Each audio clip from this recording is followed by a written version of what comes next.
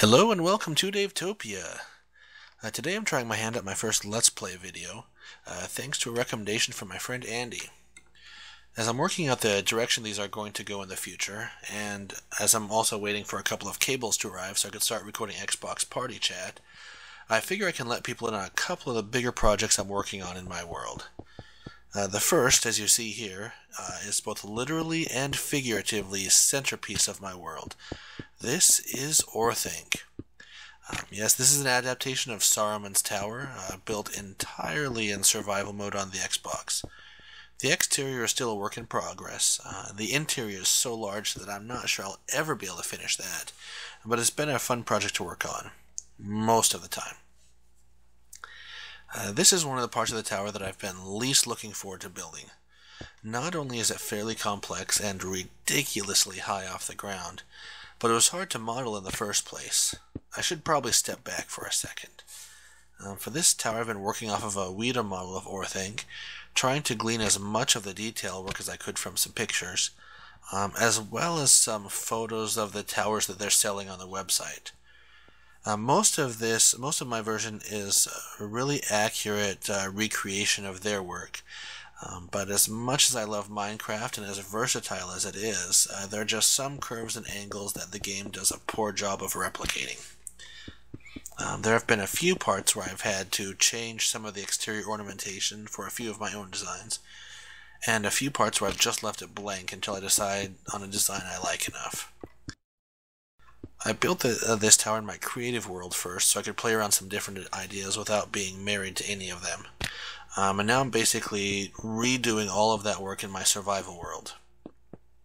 This section here was a beast to do even in creative, so I've been putting off working on my tower in survival for a while.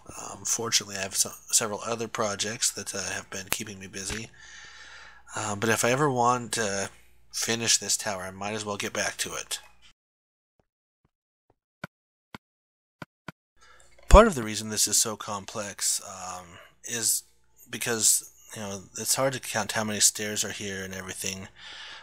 There are several large, I don't even know if I call them doors or windows or what you would call them, to build up, and that eventually I'm going to seal off once I get enough black wool. But there are pardon me, but there are also several different columns that come up basically from those little stair ramps that you see going around the outside. And those columns were difficult to get properly done and to have them looking nice. I think I like how they finally turned out, but it's been something that's just a challenge to do.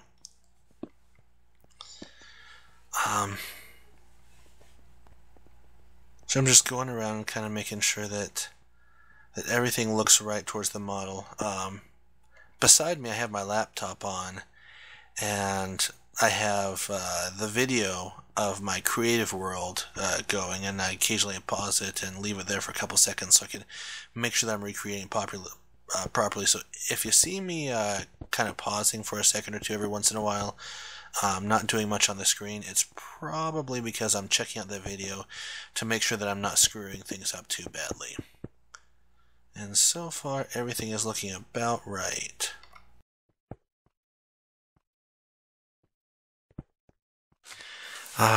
So something that people have been asking me quite a bit as I've been showing off this tower is, how long have you been working at it? I started digging the pit, I want to say back in around August. I was working on that for about 2 months. And once the game came out on the Xbox One version, I transferred it over to the Xbox One, finished my pit off, and built the bottom section of the tower. Unfortunately, I got hit with a bug that empties out all the chests in your entire world, and I got a little bit upset. Took a break from the game of about a month. Ended up deciding that instead of trying to just keep working without any of my supplies, I was just going to go back to my Xbox 360 edition. And while I was waiting for the patch, I'd finish my pit on there. And then I started building the base of the tower again on there. Fortunately, my wife was willing to help redo some of the work. And it kind of worked out pretty well because I decided that I was going to change how I was building the base of the tower and make it a little bit bigger. So I ended up having to extend the pit out a little bit bigger than it even was before. So the pit now, if I remember correctly, is about 117 blocks wide, and more or less about 110 or 115 blocks long. But you notice on one of the sides is a stairway up, and I put that there so that I could slide it over without having to redig a whole lot more on one side, but still be able to see it. And as I said, my wife helped me a whole lot on recreating a lot of that work, and she did almost all the stairway by herself. So I did appreciate that help quite a bit. So anyway, that was that part of the process, and then once they patched some of the issues with chests being emptied out, and also added an option to back up your game saves on the Xbox One, I eventually transferred my game save over and started work on the Xbox One again. And on and off, I've been working on the tower since then. Like I said, it's been about a 6-month project so far. If I can put the time in onto it, I could probably finish in the next month or so the exterior of the tower. The inside of the tower, I have several plans for that. That's something where I'm going to try to recreate a few of the things that Saruman would have had in his tower, like some of the storage rooms. And then there's going to be a couple types of wizardy looking rooms. And then I'm going to have some more modern things as well, like a modern looking cafeteria with some functional vending machines. I'm also going to have some rooms for each of the people who've been helping me within my world. The tower itself has been almost entirely my work, but there have been a lot of people who have given me some help in my world, some of them quite a bit of help, especially Oliver and Unseen Shadow, who helped me get started in Minecraft about a year ago. So I'm working on those things. And I'm going to be giving at least a few floors or a few rooms to everybody who's worked in my world. But even with other people working on parts of it, I really don't imagine I'll ever be able to finish the interior of the tower. It's just so big. I would have to pretty much drop all the other projects I'm working on. The nice thing about not finishing my tower is that if more people decide to jump into my world and do enough work that they could be helping out. Oh, sorry about that. Just got a Facebook message.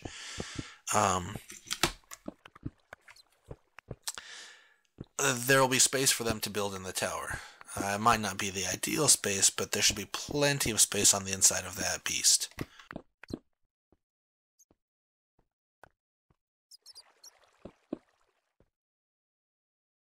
So, stepping away from my tower for a little while, because it's always good to take a break from that. One of the other main projects I'm working on right now is a new railway system for my world. On the Xbox 360, in the early days of the Xbox One version, I had a rail system that was basically extending from my central hub in the middle of my world. I had a line going north, south, east, and west. And then around the border of my world, I had rails going around, and these were all underground at bedrock level. The problem with my rail system now is that when they added in the resize world option for the game saves that you transferred over, which I was extremely happy about, it ended up wiping the edge of the world. And so given that a lot of my rail system was built on the absolute border of my world in terms of the buildable area, all of that got deleted. And so I was left with most of my original lines going north, south, east, and west. And so I need to figure out how I want to get around my much, much larger world now. So how do I make my rail system work now? Do I build overworld or build underground? Should I build a single line or a dual rail? How do I make it look good? Well, it would be quicker and easier to build an overland rail line. Underground is probably easier to do without making eyesores. Then again, there's just so much lava to deal with at bedrock level. Given that lava stops around level 12, and at least the really big pools of it, I decided to start making my rail system underground at level 20. Not only would that be much easier to dig, but I'd be more likely to run into caverns, abandoned mine shafts, and other things which might add a little bit more free scenery to what would otherwise be a boring rail ride. Every once in a while on my old rail system, one person would be going one way and the other coming back, and they'd run into each other. I've seen some decent rail systems, whether in Friends Worlds or on YouTube, that had a dual rail system, and I figured that that'd probably be the best option for me, especially for the long-term viability of my world. Also, when I was visiting one of my friend Smalls in his world, I really liked something about his rail tells that never even occurred to me. Now, when I built my first ones, I was being lazy and going for the quickest route, and just built one that was a single block high, two blocks high, one wide, basically just enough to fit through. But his rails had some space on both sides and on top, so it felt a lot less claustrophobic when you're going through there. Ultimately, for what I'm doing, I decided to go with a tunnel that's 5 spaces wide. The rails themselves are going to have a space between them, then spaces to the sides as well. I'm starting digging 3 blocks high, but when I'm finished I want to have an arch tunnel, and I'm working on deciding how to make that look good. I'm sure I'll be detailing that a lot more on future videos, so you'll have a chance to see it sooner or later. So you've seen the tower, you've seen the tunnel. I'm skipping ahead a bit for you to see the magical pickaxes. Now watch carefully here. Oh, it broke. That's nothing strange, but wait. What's going on? As soon as I replace it, I have the new one and the broken one again. I'm thoroughly confused as we're playing, but we'll just keep going here. You can see me looking around my inventory going like, what? We'll speed up this shovel part because that's not really important.